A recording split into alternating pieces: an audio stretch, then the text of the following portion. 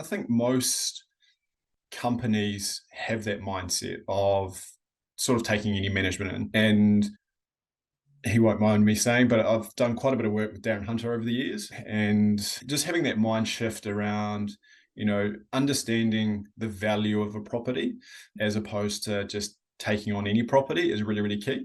And so earlier on, having that training with Darren and then sort of slowly starting to implement things in my previous role at another agency really helped me understand, it's not all about the number of properties that come through the door as well. It's actually about, what that value of that property brings to you in your business, but also to your staff. And that's why I'm a big believer and why we sort of have that, I guess, that mindset around managing really quality properties as opposed to just quantity. Like we just don't, I've turned so much business away over the years because it just, one, doesn't stack up, and two, we don't need it. Like I'd rather bring on a really good quality property with a quality owner than bring on 3 properties that were just way under rented and troubled owners. So for us, it's working out what the value of that property means for us, making sure that it's worthwhile as well from a financial point of view.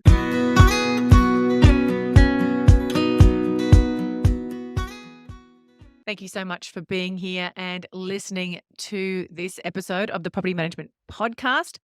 Can you believe that I have actually created over 80 episodes of this podcast so far? And I'm really super proud of this. After procrastinating for a couple of years, I eventually got it off the ground by simply setting a goal and to launch it and implementing the steps to make it happen. It was actually in one of Hermione Hart's planning parties that I actually committed to this and got started. And now that I'm a veteran podcaster, I've been pretty lucky to have some amazing conversations with some pretty amazing people, from property managers, BDMs, business owners, to coaches, and a variety of experts in their fields. And while I'm always inspired by the conversations that I have, this episode has really got me fired up. Why? Because of the value that my guest, Villi, is about to share with you. His conversation was just what I needed to hear inside my own business. And I think you're going to really want to hear what he's been up to since we last caught up back in episode 17. Now, Villi is the founder of a property management business in New Zealand called Homely, but it's not your typical property management business. He has created his own unique business model, and it's nothing like I've really heard or seen before. From engaging property managers as contractors, to offering tailored fee structures, to capping managements at 80 per property manager, and adopting a business philosophy that works on quality over quantity. Villi has really nailed it with the points of difference inside his business. I ended our conversation inspired to rethink my entire fee structure and recruitment strategy. And I've got a feeling you're going to feel the same way. So let me stop talking so that you can start listening to the gold nuggets you're about to receive. Villi, thank you so much for joining me back on the Property Management Podcast. You were a guest very early on. I think it was episode 17 you featured. So if anyone wants to find out a little bit more about Villi and his backstory in property management and how he got started, go take a listen to that episode. Today, though, I want to ask you about where you're at right now in business. What are some of the successes? What are some of the challenges you're facing? Because you are over there in New Zealand, which is obviously a different market to us over here in Australia. Yeah, great to be back on the show, and sort of reflecting back on when we last caught up, Kylie. Yeah, it's been over a year now, so it's quite a good exercise actually to reflect back on, I guess, some of the numbers and some of the topics we talked about, over a year ago, and sort of see where we sit today. And yeah, look, business has been busy. It's been such an up and down market. I'm not sure if it's been like that in Australia, but obviously with a number of reasons being, interest rates are going up, puts a bit of a halt on investors purchasing. But then also, we've had quite a bit of compliance, which has, halted investors sort of, coming into the market as well. So we're about to go through an election period as well. So, there's so many different aspects at the moment that we're experiencing, which is, having a positive, but also a bit of a negative effect as well. But from our perspective and where we sit as a business, we've steadily grown since last time I spoke to you. It was myself that started, and then I think I spoke to you about bringing on a business partner. So Amanda and I, we've been obviously working hard on our vision and where we, see Homely moving forward, and we've actually expanded into another region now, so which is really exciting. We've got brought on, another property manager, or as our business model, we call it a contractor, which we can dive into a little bit more if you like. But so we've expanded into another region. We're about to look to bring on another contractor in the Manawatu Rangitikei as well. So for us, it's been a busy sort of last 12 months with growth, not only from a business perspective, but also, portfolio and numbers and things like that as well. That's super exciting. I'm so pleased to hear that. Yeah, I would love to talk a bit more about your business model because it is a bit of a unique model. And I guess, and we can incorporate the topic today as well in that around, quality over quantity. And I'm assuming that's part of your strategy as well. So maybe, well, let's start with that. Let's start talking about, how you guys approach that philosophy in terms of having quality over quantity. Yeah, absolutely.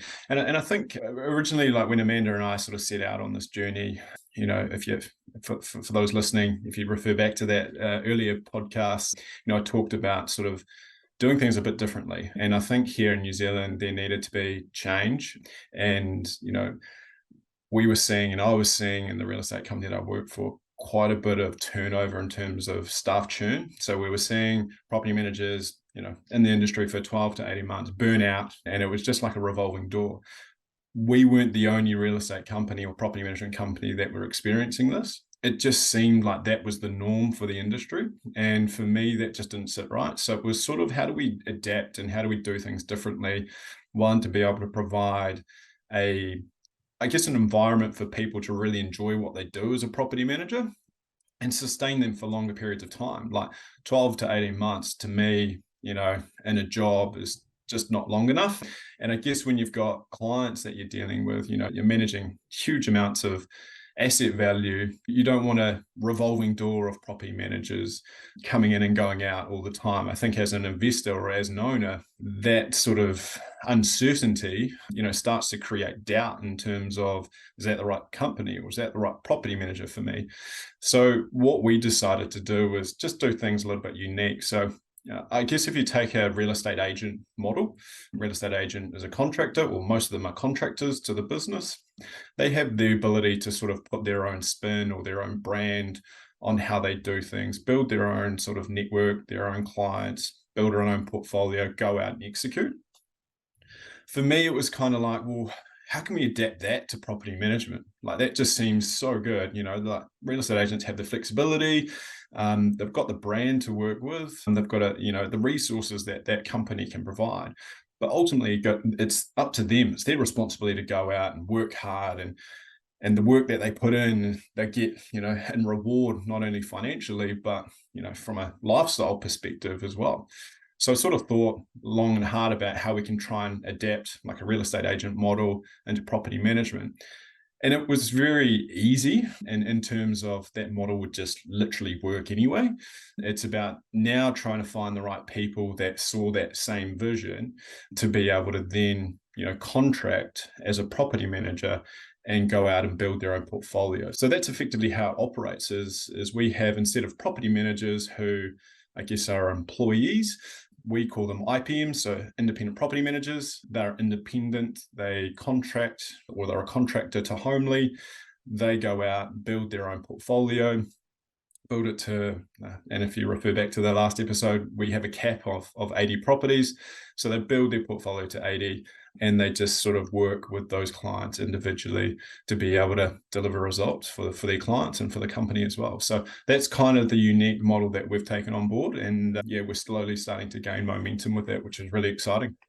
And do they have ownership of the portfolio? How does that relate, the financial rate? So for example, if they get to 80 and they want to leave and go and move to a new part of New Zealand, Yeah. how does that work?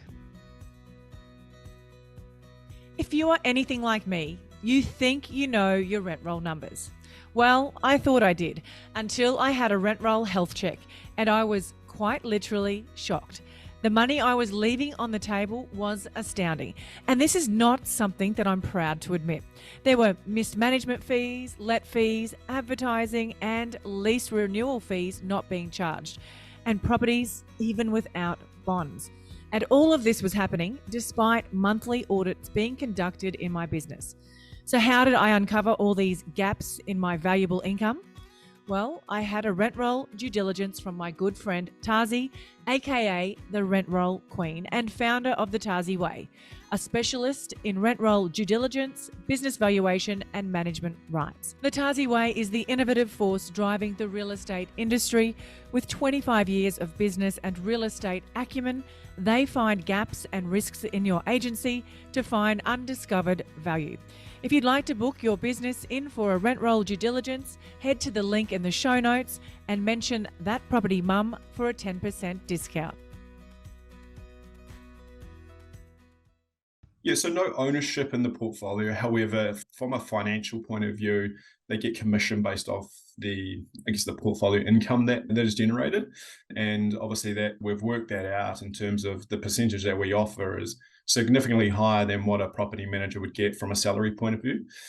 Portfolios of 80 size, would generate, a fair amount of income. And so if that property manager or that contractor is getting a percentage based off that, they're sort of in excess of $100,000 a year minimum to be able to, have a lifestyle where they're only managing 80. They can sort of work wherever, whenever, and sort of have that flexibility. And we found that was really, really key as well, is in order to sustain someone for longer periods of time, for more than sort of 12 to 18 months, there needed to be flexibility there. Probably it's the same in Australia, but here in New Zealand, the majority of property managers are female and have busy lifestyles, children to look after. We're currently in school holidays here at the moment. So there has to be flexibility in order for someone to be able to enjoy their job or what they do for longer periods of time.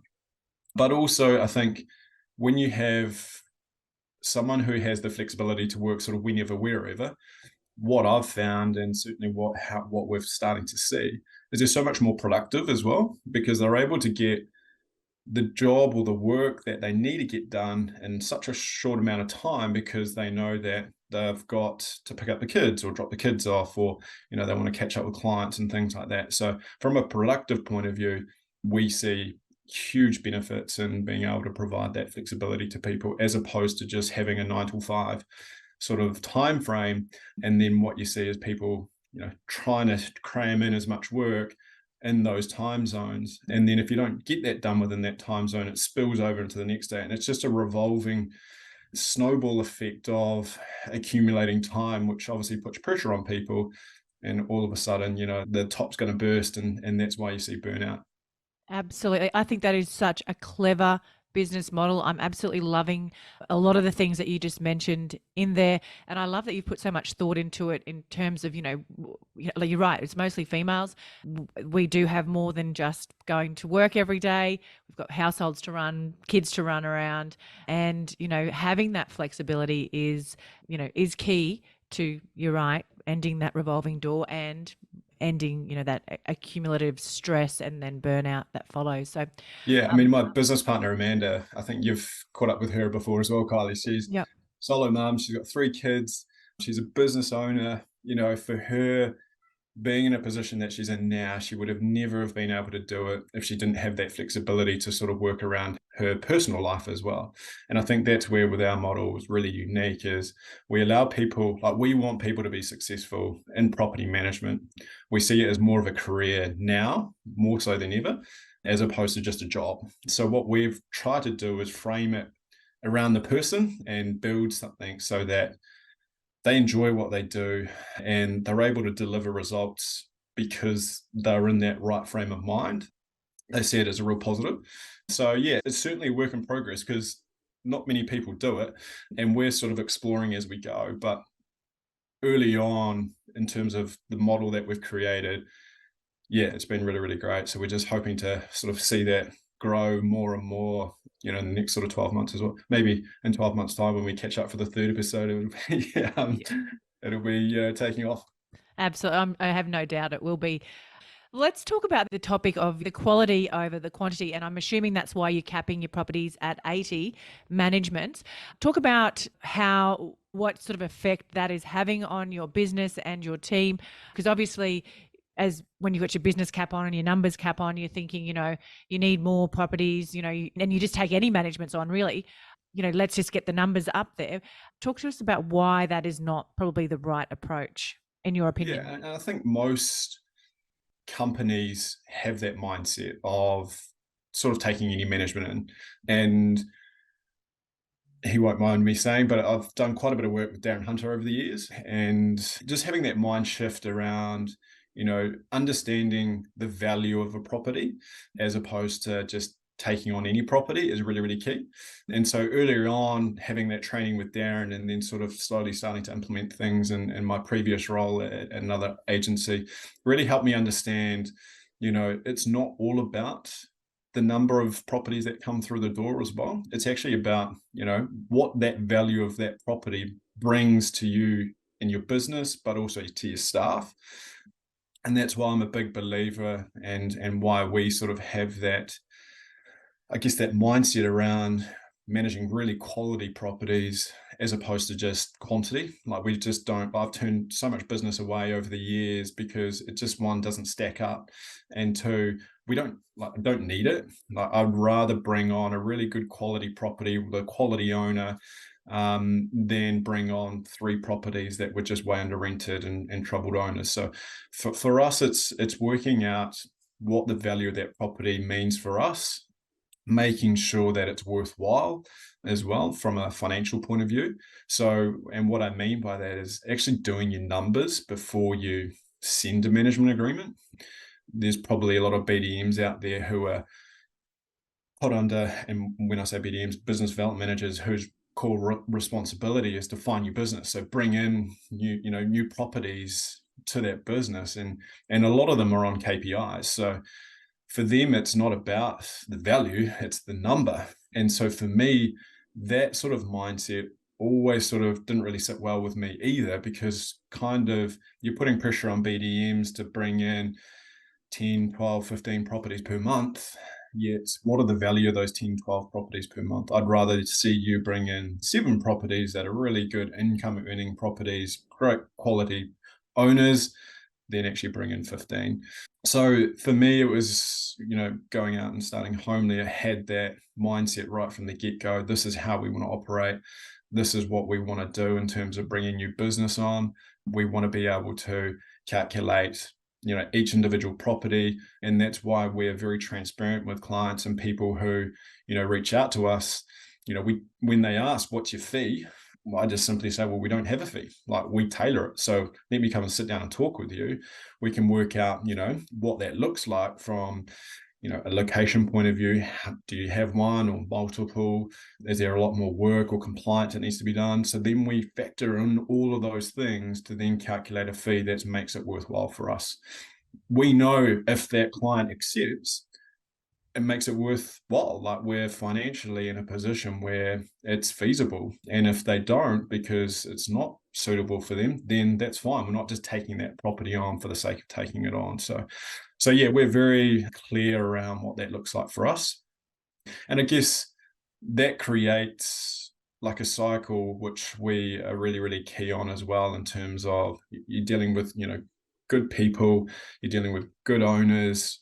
If you've got quality properties, you're going to attract good tenants who are obviously going to stay longer, pay their rent, look after the property, all that kind of thing. And from a property manager's perspective, why wouldn't you want to manage quality properties and have good owners, have quality tenants?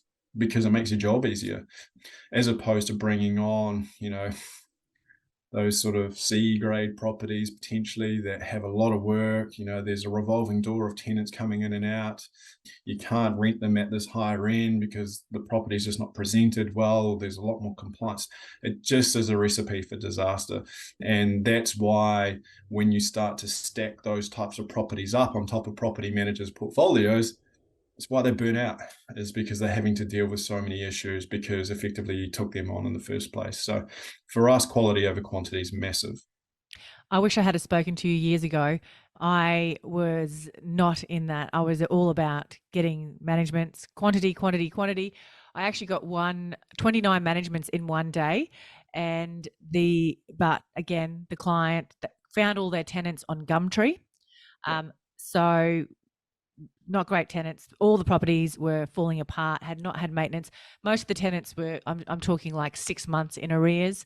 We had a lot of work to do to clean them up, move on tenants, get new tenants, get all the maintenance compliance done. And would you believe it? By the time we got the last property sorted out, she then took the 29 to another agency Yep. after we did all that work. Uh, I literally could have been found in a fetal position in the back of Yep. the office. They were paying hardly any management fees, any fees at all. And that was a really valuable lesson to me. And it has shifted me into that gear of, you know what, that is, if I'm not making a profit, if I'm not making enough money, if they're not a good fit for our business, then we won't take them on anymore. But I had to learn that lesson the hard Yeah, way. absolutely. There's been so much talk of stress, overwhelm, and burnout in property management lately. Do you want to know how I overcame all of that? Yes, I hit rock bottom multiple times, but I got myself a virtual assistant. Actually, not just one, but three. But I didn't just get any VA, I got a PMVA. What are they? Well, they are the most well trained in the business. And not only that, you also have a backup VA. So that essentially your business is never without admin support ever again. And my health, time, and business has never looked back. Your PMVA can take care of tasks like rent arrears, lease preparation and renewals, maintenance follow-up, routine inspection bookings, data entry, audits, prospecting, inbox management, and so much more. And the best part of implementing a PMVA in my business was that it freed up my time and my team's time to take care of important things like customer service. What makes me feel so safe is that PMVA is owned by Tiffany Botel, both here and in the Philippines, making my data secure and giving me more control over the VA arrangement. So head to the link in the show notes to book in your discovery call with Lady Boss Tiff.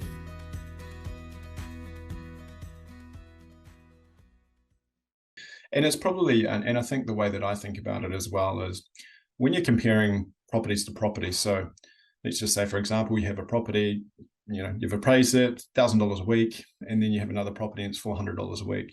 For me, I don't understand why companies are charging exactly the same fee for two separately different, massively different properties. You're going to make income off the higher end, and you're probably going to make less at the lower end. Does it average out between both? I don't know, because effectively the lower end probably going to have a lot more turnover. The higher end, you're probably going to have, tenants that, may stay for longer periods of time as well. So for me, I never grasped that concept of having a set fee structure. And so what we do, like I've mentioned before, is every property is different. And so therefore the fees need to reflect that. And if I've got an owner with a property at, sort of a lower end rent, well, my fee's going to be higher. And if they see the value in what we do as a business, the service that we can provide them, the points of difference that we can offer, then they're willing to pay a little bit more to get that in return. And vice versa, for a higher end property, you might be able to just tailor that a little bit less than what you would for a lower end one, because the income return is a lot more. So that's where we sort of have adapted on being able to work out what our bottom line figure is per property, and then calculating what we need to make per property and go in and win it and pitch it at that. So, majority of, once again, I don't know too many other real estate companies that kind of do that. A lot of people have a set fee, or they'll have a set fee plus add-on charges, or they'll have, a silver, bronze, gold package.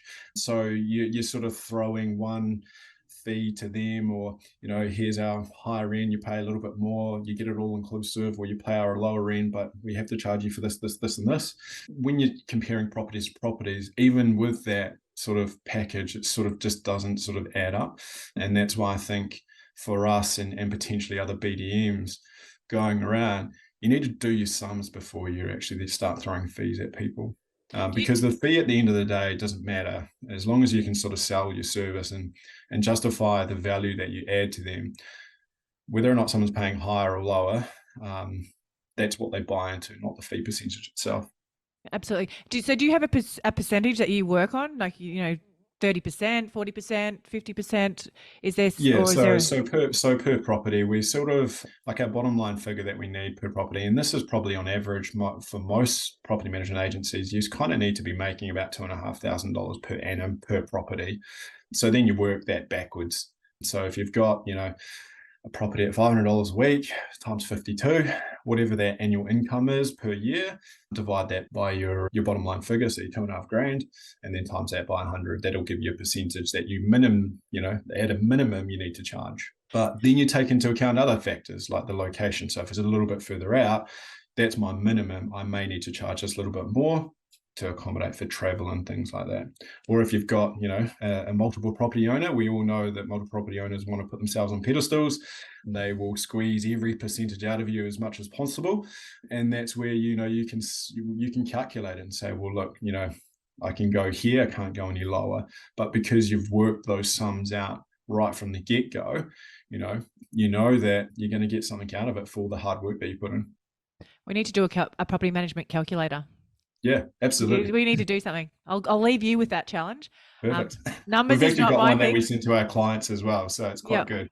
But from Yeah. a property manager's perspective, it's really handy. And I think that's where, from a BDM perspective, businesses out there, if there are businesses listening to this, start to get your BDMs into that mindset of crunching the numbers first, because there will be BDMs out there that will just will sign managements up, let's just say 9%, but it's actually detrimental to your business, because the more properties that you sign up at 9% means that the property manager that has to manage them, their portfolio starts to increase, because it becomes a numbers game. It's that whole quality of quantity. So in order for my business to profit based on this portfolio, I need this property manager to manage 130, 140, 150 properties if those properties are going to be charged out at 9% at $400 a week.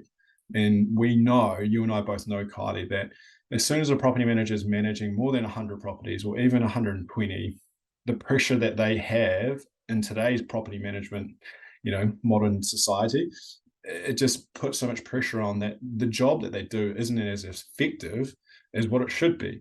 And that then becomes detrimental to your business as well, because then there's a lot more holes that are starting to appear, a lot more cracks that are starting to appear. And then the thing that happens is property managers leave, they burn out, they go.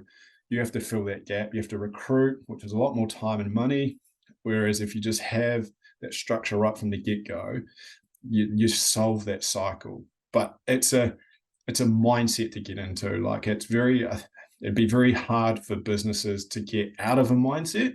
But I think once you sort of understand it and you work really hard to sort of implement it within the day-to-day of your running of your business, long term, it'll be so much more beneficial for your business and also for your staff. I love how you've thought through all of these things. I think there's so much value for somebody to take away from listening to this episode. My son is a BDM in my business at the moment. I am going to be sending him the recording straight after this today. So thank you for that. I might get a call from him next week then. Yeah. Do you do one coaching? Yeah. That's brilliant. Let's talk about change off that topic now and move on to personal development. Have you got an updated tool, resource, book that you can share? Yeah, I think I talked about it last time. I think personal development's key. Whatever you're doing, I think the minute that you sort of stop learning or you stop thinking or innovating is the minute that you get, found out, or your business or your role gets undone. I think things like this podcast, and this is why I love, connecting and jumping on these kinds of things, because if I can provide a little bit of advice that someone may take away as a gold nugget, then I feel like I'm achieving something. So for me, it's learning off other people, like yourself, from other property management experts as well. And just sort of don't be afraid to ask, like, more than happy to have a phone conversation with your son and talk about, that structure and how, I guess, from a BDM perspective, how to look at things a little bit differently. That's how we learn, and that's how we evolve, and that's how we are, able to, succeed in what we do. So yeah, from my perspective, I think it's a case of learn, reach out to people, and, just align yourself with a mentor, whether it's in the same industry or just someone that can inspire you to do something a little bit differently. I think that's really, really key. The other thing that probably from a personal development point of view, or something that I've learned in the last 12 months, I guess from the last time we caught up to, going through the ups and downs and I guess what businesses bring is, I guess, an analogy that I use called compounding time. And I guess it's use sporting analogy as well. It's, when someone's asleep, you're up in the gym doing kicking goals, whatever, because you know that you're getting that 1% better than the person that you're competing against. So for me, it's compounding time is really, really important. If you want to get ahead, if you want to be successful in what you do, make sure that you put aside some time that is extras. And, it doesn't have to be massive. Like if you calculate it, 20 minutes every night instead of flicking on Netflix or, watching telly, just block out 20 minutes to sort of work on something that is going to allow you to get ahead, whether it's your business, whether or not it's your role. And, over a 12-month period, those 20 minutes add up to something massive. And when your competitor isn't doing that, the gap that you create is significant. And all of a sudden, you're miles ahead of where they are. And if you continue to be consistent with that, you'll be so much more better off for it. I absolutely love that. And I have so many business owners that I'm currently working with who are, getting up at doing that 5 a.m. club, or, like you said, putting kids to bed at nighttime, and before they turn on their Netflix, they're doing that reading that book or listening to that podcast. And I personally do it myself as well. I'm, always finding time to fit in and making sure that I know what I need to do, not just say it. I know that I need to do that personal development work. I need to, listen to that podcast on marketing, new marketing trends, or, work on social media, whatever it is. I'm really clear on what things I need to fit into my day these days. And I get those moments in as well, not just, doing the churn of work as well. So Yeah, and you get a lot of downtime, I think, in property management. Like property managers, driving from an appointment or doing an inspection, and you've got to go from here to there, or, that's an opportune time to, either, call your clients. And if you're on top of your calling list, then throw on a podcast, and it's not taking, additional time away from what you normally do. It's just you've implemented something that is going to assist you think differently. I think challenge your mind is really, really key. So if you've got a podcast that you're listening to in the car, or between, inspection 1 to inspection 2, and it just makes you think a little bit differently, perfect. Like if you do that every day over a 12-month period, you'll be very surprised at, how far ahead you actually become and how you look at things differently. And then you'll start to come up with ideas and innovate because, you're hearing all these really useful pieces of information or tools or resources that are out there. But the fact that you haven't explored that is because people just get so caught up in this bubble, and they're not willing to do it. So, that 1% of people who really do push forward are the ones that sort of break out of that and do things a little bit differently.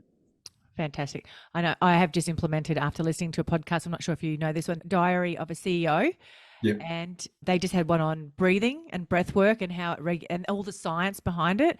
I was so fascinated with that. So now every time I'm in my car, I'm doing the breath exercises as I'm driving to and from appointments or It's, meetings, whatever. Yeah. And it's my nerve. I have not felt more clear, relaxed, in control of, not reacting to certain yep. things. It's It's funny been you say fantastic. that, Kylie, because about a month ago, there's actually an app which I've started to use. Obviously, you get a free trial, but I found it so useful that, I've paid for a yearly subscription. It's called Headspace. And for anyone listening out there, jump on it. It's literally, it's breathing, it's meditation, it's really useful advice. And like, I was never someone that was like, oh, I'm right into meditating. That's my thing. I was far from it.